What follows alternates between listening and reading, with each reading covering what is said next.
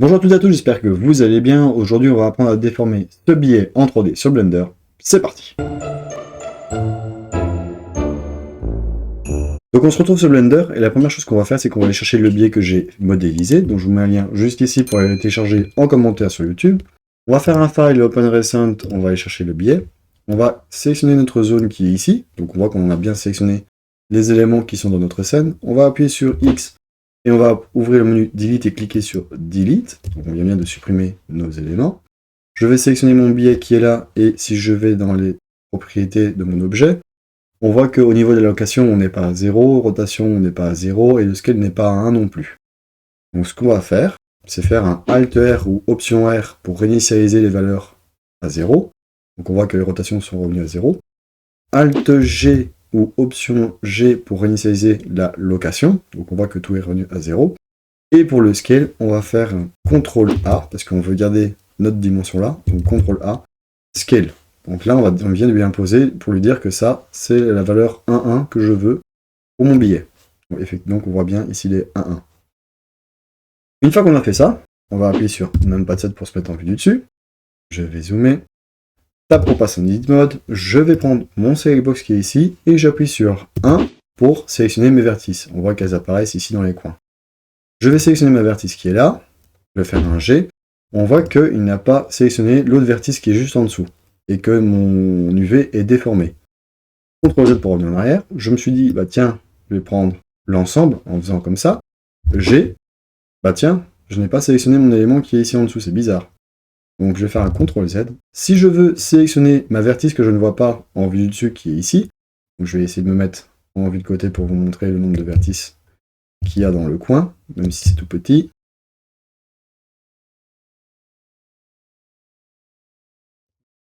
On voit que ici on a bien 3 vertices. Donc là je les ai sélectionnés. Si j'appuie sur G, eh bien mon mesh est déformé et mon UV aussi. CTRL Z.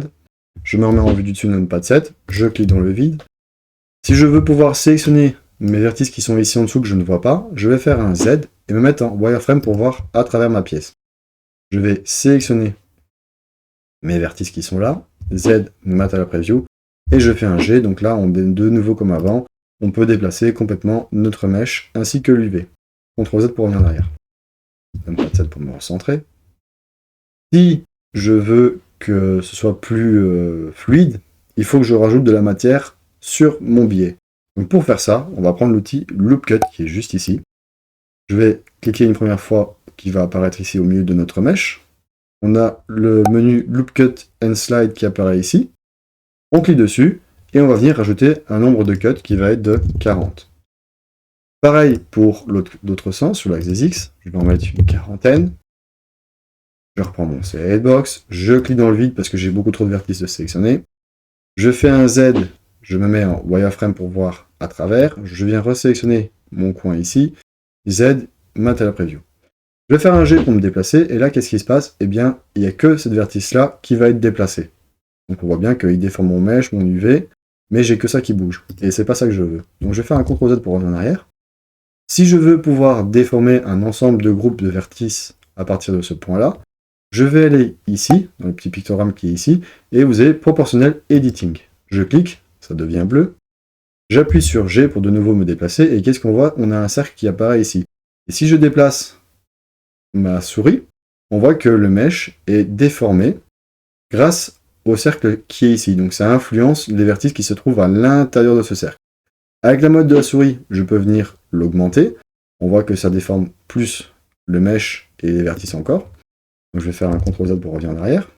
G pour me redéplacer, mode de la souris pour l'augmenter. Je vais venir sélectionner ma vertice qui est là, en espérant que j'ai bien tout sélectionné. G, donc on voit que j'ai bien tout sélectionné. Et là, j'ai la première déformation de mon billet avec le mesh. Donc, je vais faire un CTRL C pour le sauvegarder. CTRL Z pour revenir en arrière, CTRL Z, CTRL Z, CTRL Z. Tab pour repasser en objet mode et CTRL V. Donc là, j'ai ma première méthode. Je vais le rendre inactif. Maintenant que nous avons vu la première méthode pour déformer notre mesh, nous allons nous attaquer à la deuxième méthode. Pour la deuxième méthode pour déformer notre billet, on va utiliser le lattice, donc on va faire un Shift A. On va sélectionner le lattice. Donc le lattice, on voit que c'est un cube qui est transparent qui apparaît ici.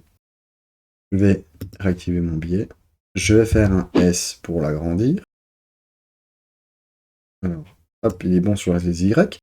SX, pour le mettre sur l'axe des X correctement.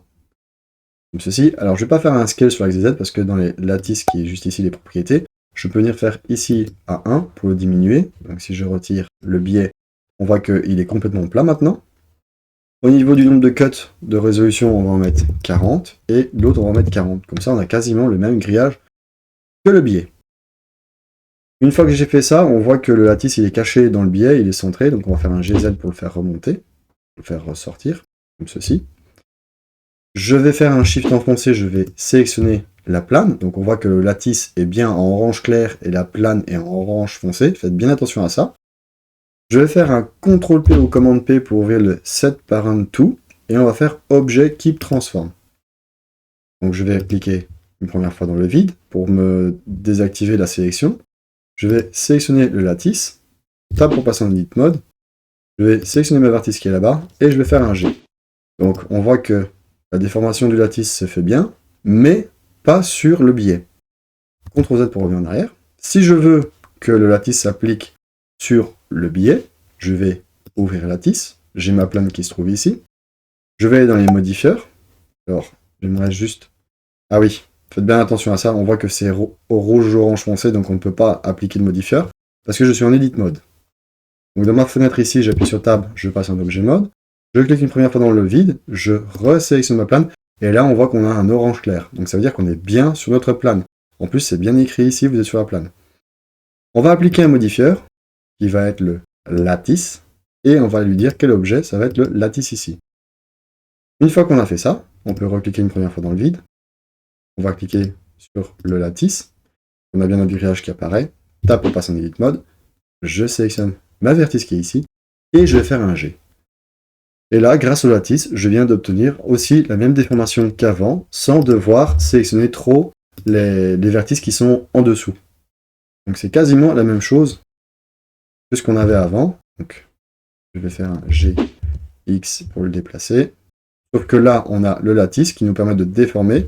Et là, vous êtes obligé de faire un Z wireframe pour voir à travers, pour déformer votre mèche. Donc, Material Preview. Maintenant que nous avons vu la deuxième méthode pour déformer notre mèche, nous allons nous attaquer à la troisième.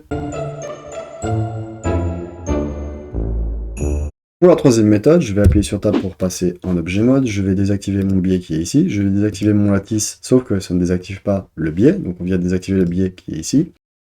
CTRL V, je viens rajouter le biais que j'avais avant qui était plat, que j'avais sauvegardé. Donc si j'appuie sur Tab, ah oui, le contour est rouge, donc je ne peux rien faire. Je clique une première fois dans le vide, je reclique sur mon biais, il est orange clair. Là, pour passer en edit mode, on voit qu'on a bien nos cuts qui sont toujours là sur notre mèche pour pouvoir le déformer facilement.